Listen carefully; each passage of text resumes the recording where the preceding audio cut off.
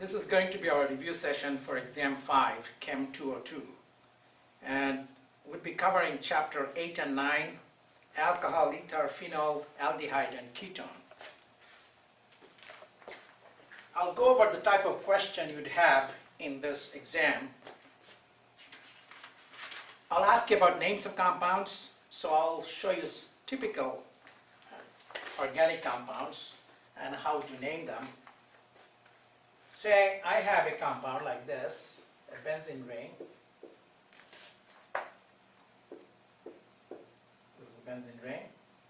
And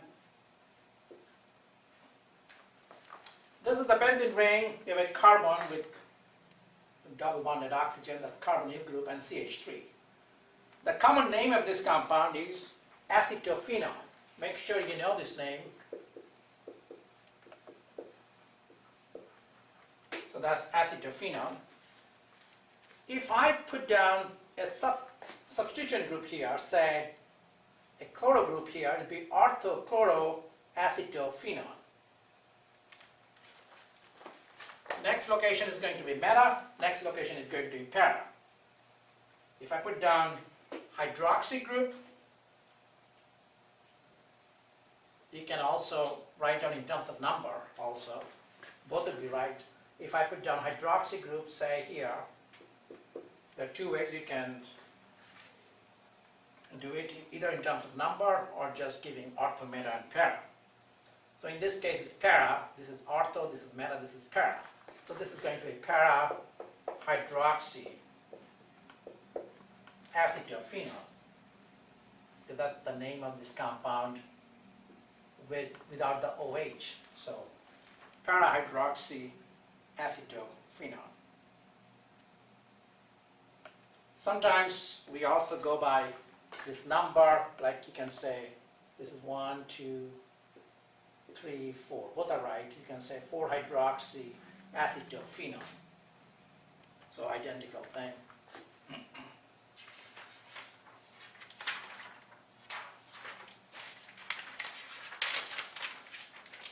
Among the reactions, it's very important for you to know the Grignard reagent and their reaction.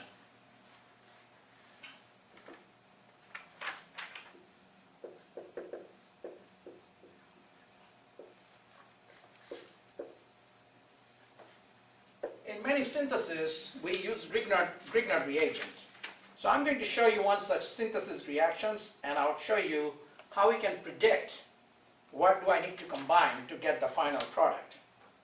So let's look at this particular compound having two cyclohexyl ring structure. This is not benzene because there is no double bond inside. So this is cyclohexyl. One has the hydroxy group.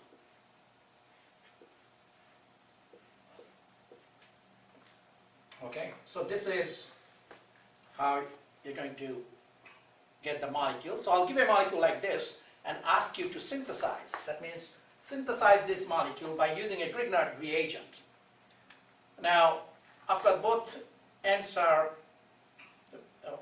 we have cyclohexane. So let's cut down here, and then we'll bring these two things together. Now, Grignard reagent would have one carbon negative. So if I make Grignard reagent using this cyclohexane group, it will be negative in here, and I must have a carbonyl group here. So let's make a carbonyl group.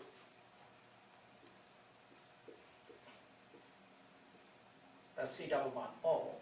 So when I had oxygen, OH, I made a carbonyl group, and now we bring this as a Grignard reagent. And so this is how you can think about this project, this particular synthesis. Again, I have a cyclohexane. Now, MgBr. So this is minus, this is plus. Now, how do I get this? From cyclohexyl bromide. That means if you have Br attached to cyclohexane, then you can get that compound quite easily. So this is cyclohexyl bromide, and then you have a magnesium and ether. That's how you get a Grignard reagent. So this is Grignard reagent having negatively charged carbon of this cyclic ring. Now this negatively charged carbon will be attracted to this positive center. So that's positive because this is electronegative. It's going to pull electron away from carbon. So this is going to go over there. Now this carbon at that point would have too many bonds because it would have 5 bonds if it accepts electron pair. What that means is this has to break this double bond or pi bond, and you have O minus there, which is finally pick up one hydrogen, and you end up with this.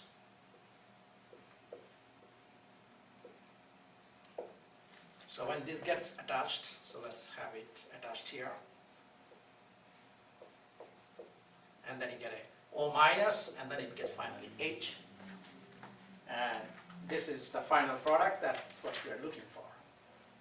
So always in a synthesis, try to break up that molecule and try to bring in one molecule as a negative coming from a Grignard reagent. And keep in mind, Grignard reagent, you get it from an halide. So it could be alkyl halide, it could be cycloalkyl, or it could be a benzene ring with halide. Among the other kinds of reaction, we'll talk about oxidation as well as reduction reactions. So let's now talk about oxidation reaction, the type of reaction you'd expect in the exam. Say you have this compound.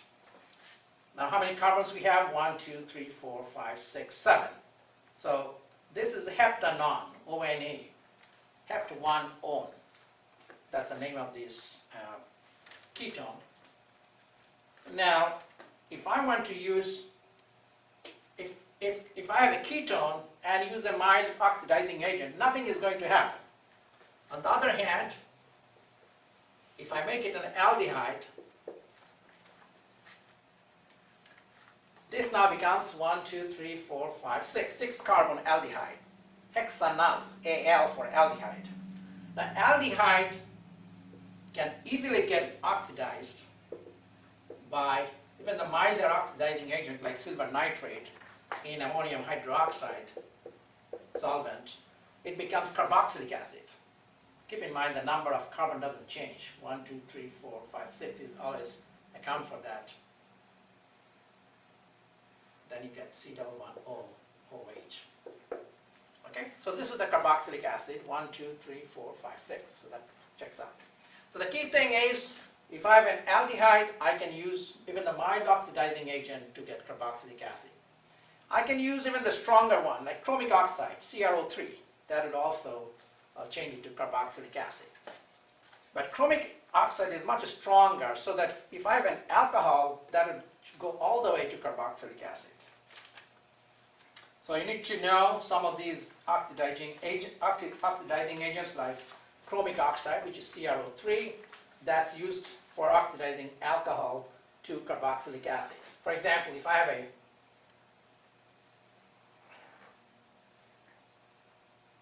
an alcohol here, I think I need to keep one more carbon to keep it same number. 1, 2, 3, 4, 5, 6. Then I have OH here. So that's an alcohol.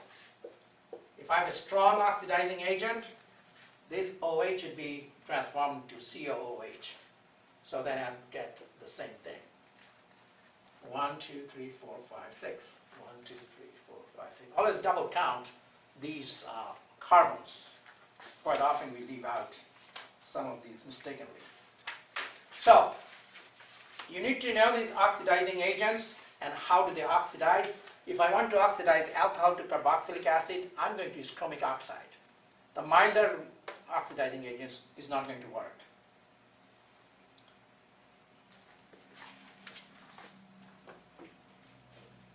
Now I'm going to show you addition reaction of water to alkyne.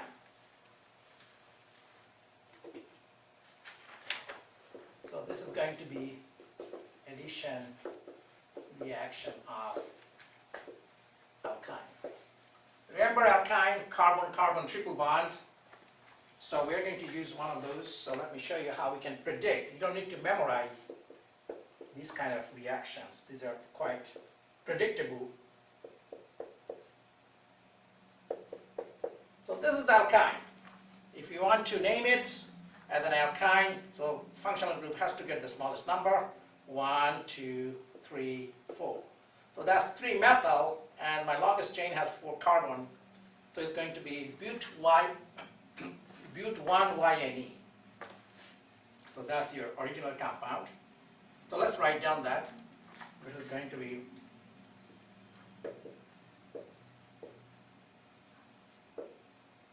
(3-methyl). This is the methyl group. And remember, the functional group has to get the smallest possible number. So 3-methyl, and then I will have to say where my functional group is. So 3-methyl, and longest chain has 4 carbon. So that's but. Normally you call it butyne, but now you're the but Y1YNE. So functional group is location 1.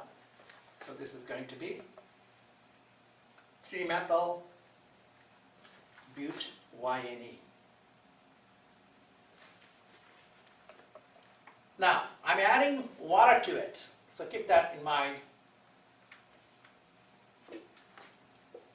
H2O, in presence of a catalyst, normally it's mercuric sulfate, HgSO4, and they add an acid there too. So this is H plus, that makes H3 plus. Now, remember Markovnikov's rule? The hydrogen of water, so let's think about water as H and OH. Hydrogen goes to that carbon with triple bond that already has more hydrogen. So hydrogen would go here, and OH would come here. So this is, hydrogen would come, OH would come here, and this triple bond is going to break.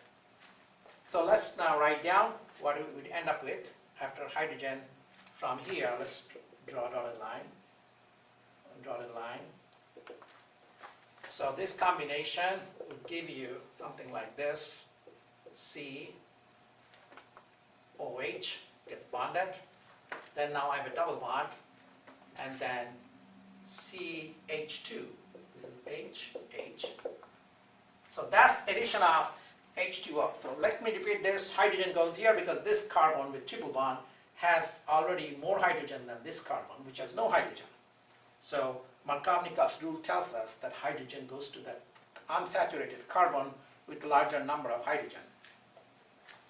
Okay, so that's how we get this. This is called enol. This is an intermediate, and it doesn't stay here for too long. In most cases, this is not stable.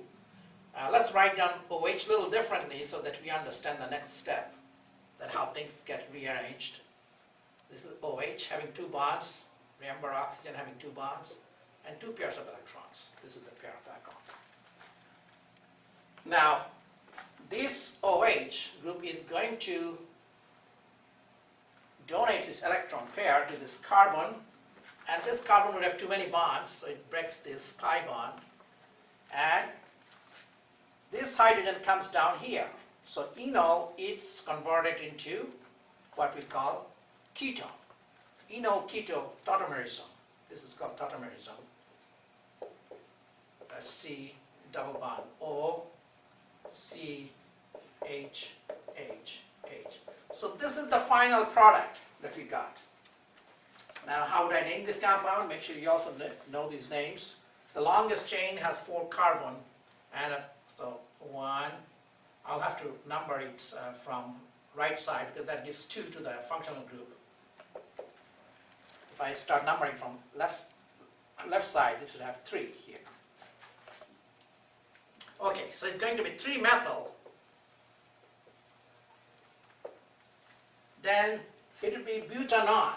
So you'll have to say butan and the functional group in second location, butan 2,1. In old method of naming, it would be 2-butanon. So we'd write down as butan 2-on. So one of these questions will be on the test, so you don't need to memorize because you don't know which alkyne I'm giving you. So make sure you practice doing this. So first there will be enol, and then enol, this OH is going to donate its electron pair to this carbon, then this double bond is going to break down, it will be CH2 minus, that is going to pick up that hydrogen, and you end up with CH3 at the end, and you get a ketone as your final product. Now there can be other types of reactions too.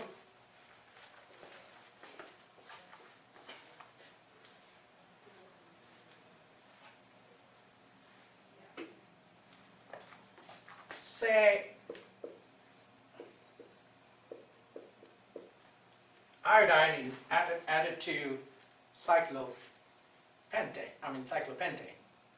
So you can call it cyclopentyl iodine. Say I want to get from here to here. That's the synthesis. You plan that what you need to do so that you end up with this compound. First thing is, I want oxygen in there. So one good carrier of oxygen would be OH group. So how do I use OH or get OH in there? Add sodium hydroxide, which is going to bring in OH minus. So OH minus is going to get to here, this carbon, will be attracted to that carbon, and this iodine is a good living group that's going to leave this place, and then make room for OH, so you get this compound.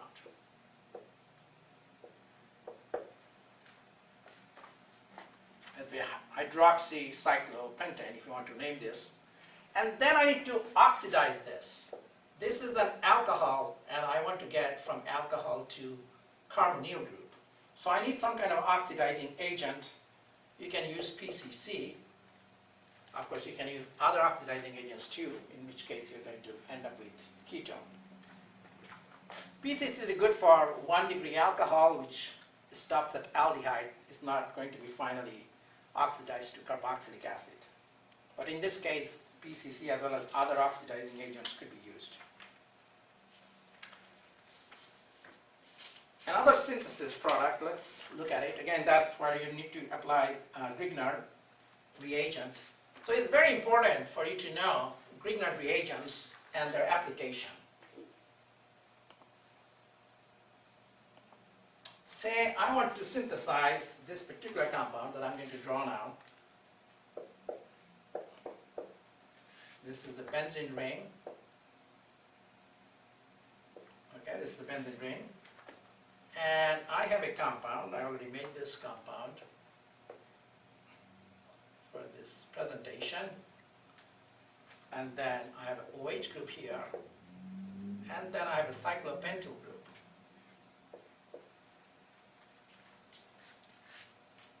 Now this looks a little bit complicated molecule, but truly it's not if you understand that what to do. Now keep in mind, Grignard, we're going to apply Grignard reagent. Let me remind you again, Grignard. Grignard makes a negatively charged carbon. So I can separate this whole thing and make a negatively charged carbon here. That's one way of doing it. The other way, you can even do it on this side. But let's just pick one of these. So I have benzene. Let's get it separated and bring back benzene as a negative. How we can do that? This is benzene. From benzene, you can first get Br2, FeBr3, because I can synthesize bromobenzene quite easily by using this catalyst. So this is going to give me bromobenzene. Now from bromobenzene, I can use magnesium and ether. That's typically what you do for a Grignard reagent. Now that's going to change this bond, and that bond is going to break, and there will be an ionic bond there. So this becomes minus, this becomes Mg. Now this is very reactive. So this negatively charged benzene ring is going to react with this part of the molecule. Now would have C double bond O here. So you would have a cyclopentyl ring, and then you have a C here, that's C. This, instead of OH, we'll have C double bond O. That's where Grignard reagent is going to work. and then I have 2 carbon. That's a 2 carbon. So how is it going to work? This electron pair from the benzene ring is going to attach here, and that becomes OH, and you finally get this compound. So you should practice doing some of these kind of problems with Grignard reagent, as in this test there will be questions on these Grignard reagents.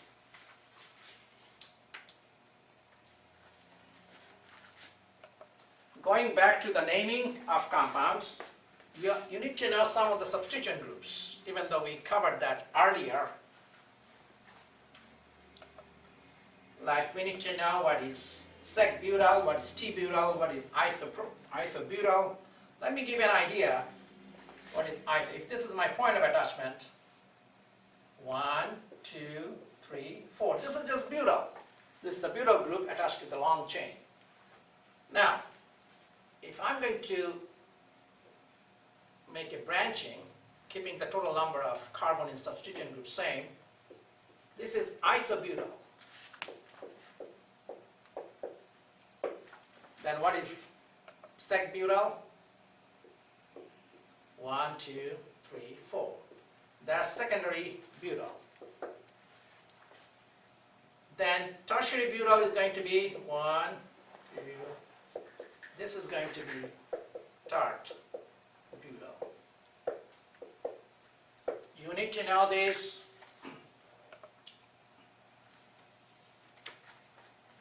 Iso has branching next to the last, and so make sure you go through this carefully, all these substitution groups and their names. Say I give you a compound like this. Say I have a cyclopentyl ring, and bonds are shown with thick lines. That means they are projected towards you. They'll be forced. They'll be projected towards you. And say I have another OH here. Now if I ask you whether it's a cis or trans, your answer will be cis, because both of these bonds are towards you on the same side. So this is going to be T-butyl and OH. They are cis to each other. So you can write down cis, because these are towards you, and 3, because you're going to name it as an alcohol. So my functional group of alcohol is going to get 1, 2, 3, 4, 5. So this is going to be cis 3 tert butyl. This is tert butyl, tertiary butyl, cyclo. Then you have to say pentane, pentanol. So some of these compounds, you need to know by name. You don't need to memorize, just go by the rule, how to name these compounds. Then naming of ether.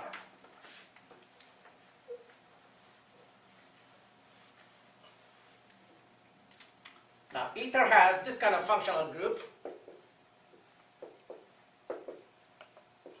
COC functional group. If I have CH3, OCH3, it will be called dimethyl ether. Dimethyl, because these are 2 methyl groups in between the oxygen. Dimethyl ether. Similarly, it could be ethyl ether, methyl propyl ether, like that.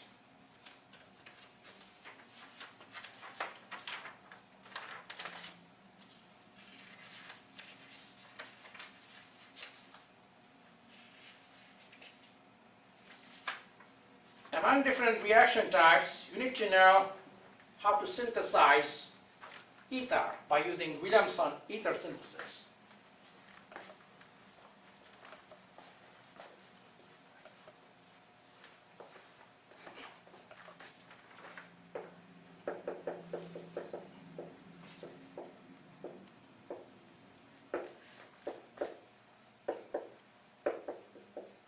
So Williamson ether synthesis. I'll show you a simple example.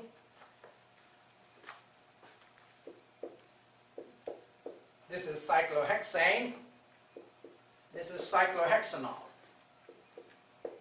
in presence of sodium and say I'm also going to add ethyl iodide, CH3CH2I. The sodium is first going to pick up that hydrogen and it's going to change it to oxide. So basically sodium is going to change it to O- by removing that hydrogen. So that's minus. And that's going to react with ethyl iodide. It could be any iodide, but it's usually 1 and 2 degree or better. 1 is the best for SN2 type of reaction, substitution reaction. There'll be no elimination. So when this comes in, and iodine gets out. So your final product is going to be like this. This is O. And then keep in mind, O is attached to this carbon, which had iodine. So that's C. So this is my final product of Williamson ether synthesis. And this happens by SN2 reaction. Because I may ask you a question whether it's SN1 or SN2. Whenever this is 1 degree alkyl halide. So in 1 degree, substitution is always SN2. So there's no confusion about that. Only for 3 degree, iodine or leaving group would separate and you get carbocation, then you get SN1 for substitution reaction and E1 for elimination reaction. And they go through carbocation. In this exam, I'm also going to ask you, by giving you a series of compounds, which one is most acidic and which one is least acidic. So let's see whether we can answer those questions.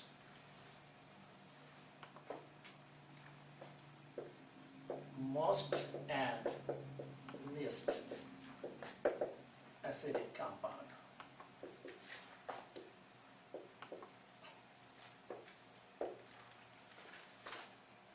Let's examine 3 compounds that I selected.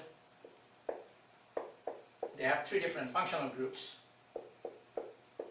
This is phenol.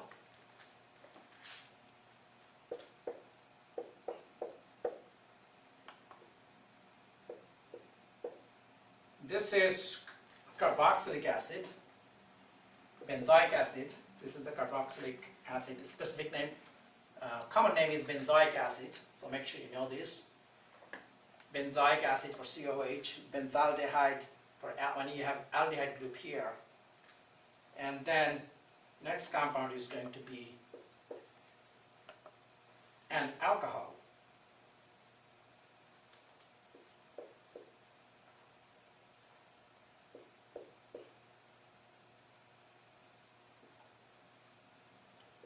So this is an alcohol. This is carboxylic phenol. Now, which one is most acidic? Carboxylic acids, or these carboxylic acid are most acidic among these 3. Now, both this compound and this compound has OH. This is alcohol. This is 1 degree alcohol, and this is going to be the least acidic, and this would be the second most acidic. So this is most acidic. This is the second most acidic. Now, let's try to understand why second most acidic. In order to examine whether it's acidic or not, you need to get rid of hydrogen and examine the anion that you get. How stable that anion is. This minus. Now, it can donate its electron pair, so this negative charge gets dispersed throughout the ring. But something like that is not going to happen for alcohol like this. And that's why this alcohol cannot distribute its negative charge, if what you get by removing hydrogen from this compound. So that's why this is least acidic. And why this is most acidic? The negative charge is best delocalized because of resonance. If you have a C double bond O, O minus. This O minus, you have on this oxygen, because of resonance, it can also be on that oxygen. So it's pretty well distributed. In addition to that, you have two oxygens, and they're pulling electron out of this carbon, and then this oxygen is also in turn contributing its electron pair to that carbon, so this hydrogen can leave quite easily. And in other words, if you have a negative charge, that can better get delocalized that way. So I would have COO, so that's the end product. So basically, if you have something like this, anion that you get after getting rid of hydrogen will be most stabilized in case of carboxylic acid. Next, best would be phenol, and there'd be almost no delocalization of the negative charge. And that's why this would show least acidic property.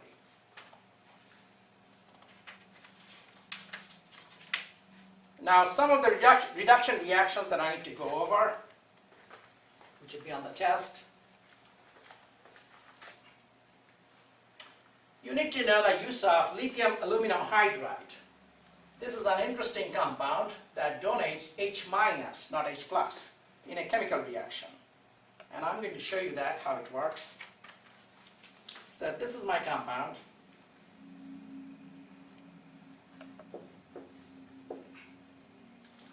This is carboxylic acid, and I'm adding lithium aluminum hydride.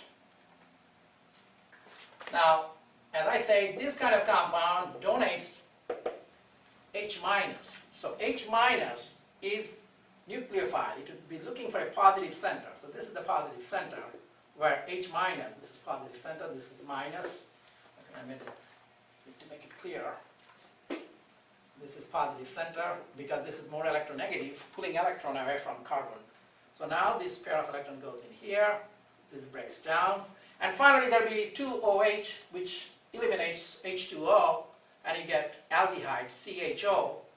Then second molecule is going to work here, another H minus is going to work, and eventually you end up with an alcohol by keeping the number of atoms same, 1, 2, 3, 4, 5, this number of carbon atoms. Okay, that's 1, 2, 3, 4, 5. Okay, that's the end product. So you start with carboxylic acid and end up with an alcohol if you use lithium aluminum hydride.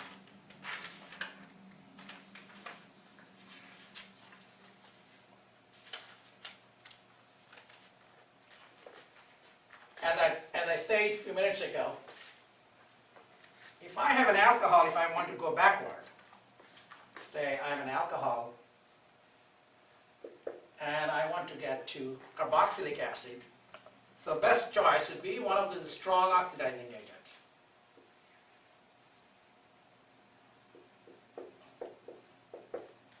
Chromic oxide is a pretty strong oxidizing agent, so from alcohol it can directly go to carboxylic acid, and it's not going to stop in the middle.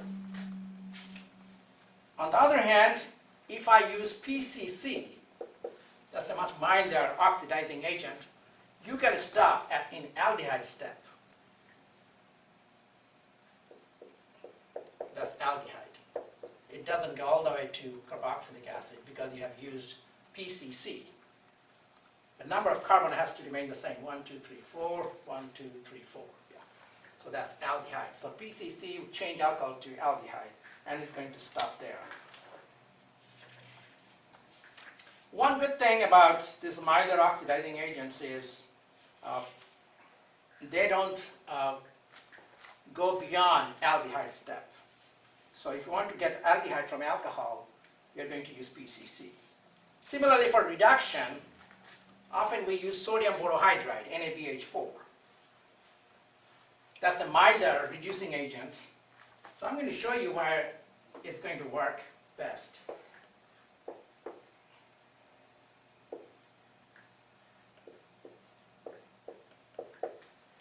I have two kinds of functional group, carboxylic acid and carbonyl group. And I'm adding sodium borohydride. sodium borohydride. Sodium borohydride is a mild oxidizing agent, doesn't work, doesn't react on carboxylic, does not react with carboxylic. So it's not going to touch this, but it's going to add hydrogen to this. So you'd find change in here, that would be changed to alcohol, but nothing is going to happen to this. On the other hand, if I use lithium aluminum hydride, this is going to change, this is also going to change. So keep that in mind, it's a milder one, doesn't work with carboxylic group or ester. If I had a COO and then an alkyl group, that's ester. It's also not going to touch this ester group, only pure carbonyl group. Neither ester nor carboxylic acid. So your final answer is going to be OH, so that's changed to alcohol, and nothing is going to happen to this part when you use sodium borohydride.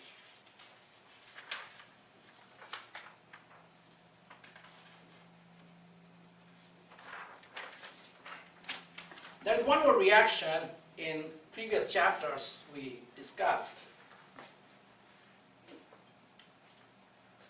If I have 1, 2, 3, 4, 5, this is pentanol, that's an alcohol. If I have a hot or warm H2SO4, obviously it's dissolved in water,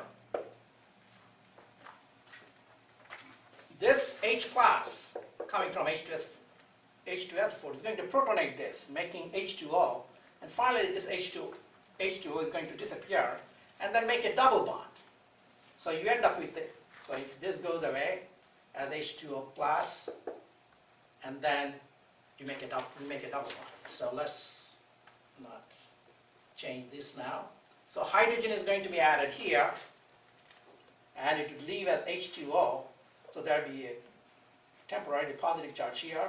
Then there will be an elimination from here, and then you get an alkene. So this is going to be the end product. And so keep that in mind. We can go from alcohol all the way to alkene by adding warm sulfuric acid. So make sure you read these topics carefully, and that way be well prepared for the exam. And this concludes my Exam 5 review.